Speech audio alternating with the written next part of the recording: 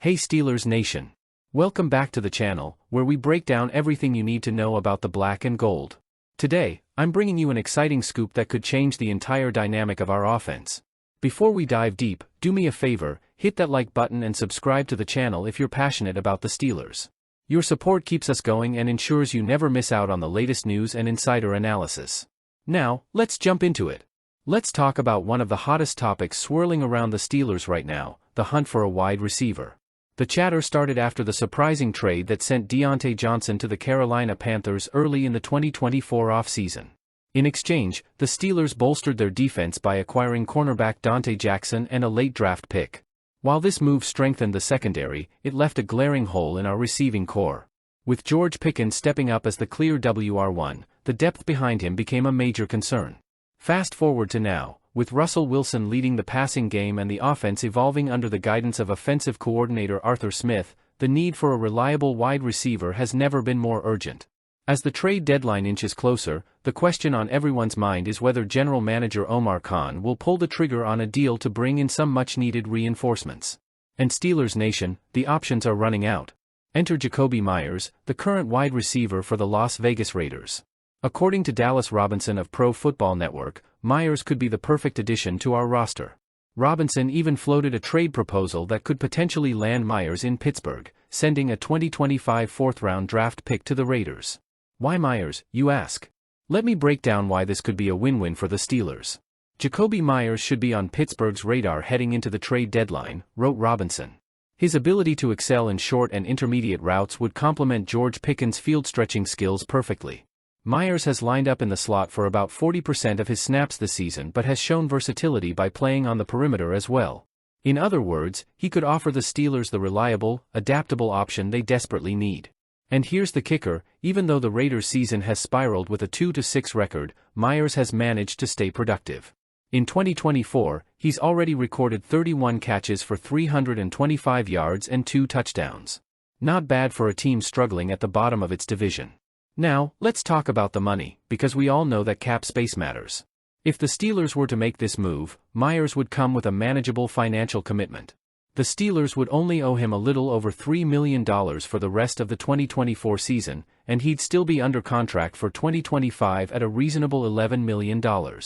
That's a bargain for a proven wideout who could bring immediate value to our offense and stability moving forward. Better yet, Meyers wouldn't be a one-year rental for the Steelers, Robinson added.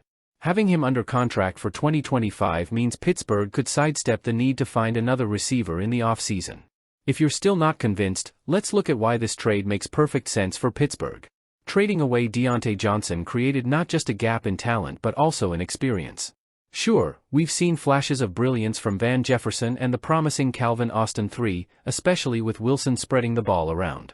But adding a player like Meyers, who brings consistency and solid route running, could elevate this unit to new heights. Imagine an offense where Wilson has multiple trustworthy targets to pick apart defenses. The pressure on George Pickens would decrease, allowing him to shine even more in his big play role. A move like this could be the missing piece that transforms a promising Steelers squad into a legitimate contender. As the team starts clicking on all cylinders, filling this final gap in the receiving core could be the boost needed to capitalize on Wilson's ability to make plays and Smith's offensive vision. Critics might argue that giving up a draft pick could be risky, especially when the Steelers have always valued building through the draft. But let's be real, Steelers Nation, when you're in the thick of a season where playoff potential is tangible, sometimes you need to make bold moves. The fourth-round pick is a reasonable price to pay for someone who could contribute immediately and stay with the team beyond this season. Plus, with the Raiders' season looking bleak after their decision to trade away Davante Adams, the timing is perfect. Meyers is one of the few bright spots left in their lineup, and they might be looking to cash in while they can. For those of you who might be wondering why we're in this position in the first place, let's revisit the Diontae Johnson trade. The decision to move Johnson came as a surprise to many, given his productivity. He made the Pro Bowl in 2021 after racking up over 1,150 receiving yards and catching 8 touchdowns. However, according to NFL reporter Albert Breer, the move was not purely about performance. Part of the thing with Diontae Johnson, he was an issue in the past, Breer explained. Everyone saw what happened in the end with Pittsburgh, and the reason he was traded wasn't because he couldn't play. It was because they had enough. Breer's comments point to a history of behind-the-scenes issues. Johnson had built a reputation for being a diva receiver, demanding the ball and sometimes showing a lack of effort on the field. There were even reports of clashes with teammates. The Steelers, wanting to avoid any potential negative influence on George Pickens, opted to part ways with Johnson, especially since Pickens is known for having a strong personality himself. If you thought the Steelers vs. Ravens games were intense before, 2024 has added even more spice to this historic rivalry.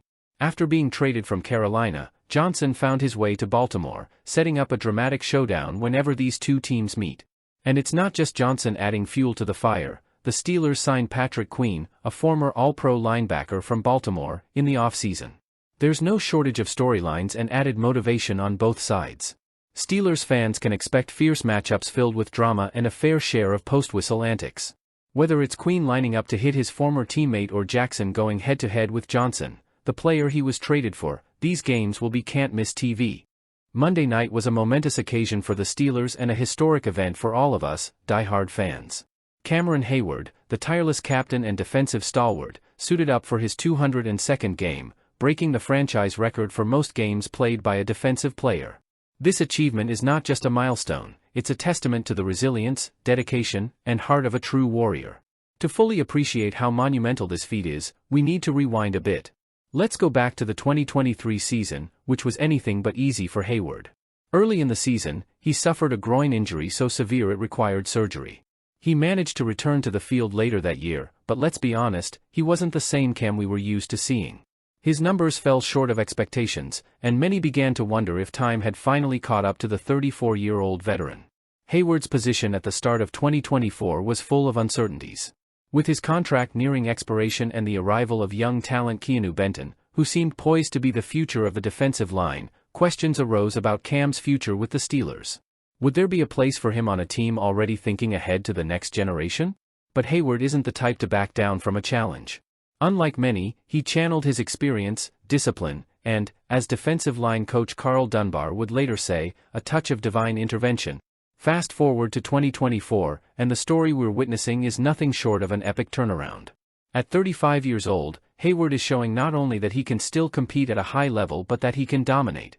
Let's break down the numbers to understand just how remarkable this is. In just 8 games this season, he's already racked up 3 sacks, an impressive 12 quarterback hits, and is on pace to easily surpass his tackle-for-loss totals from 2023.